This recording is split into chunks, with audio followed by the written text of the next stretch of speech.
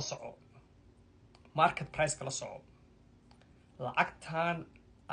u rafaadaysid oo ay tud u galaysid oo naftaada ka bakaylaysid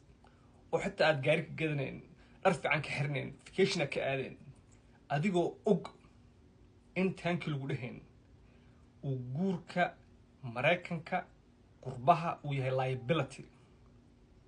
dhib irfaad lagu marinayo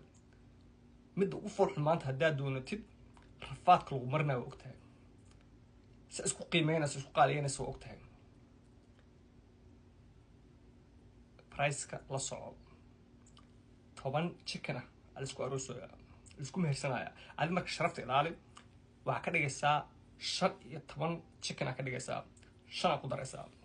waa take it or leave it 5 ku daraysaa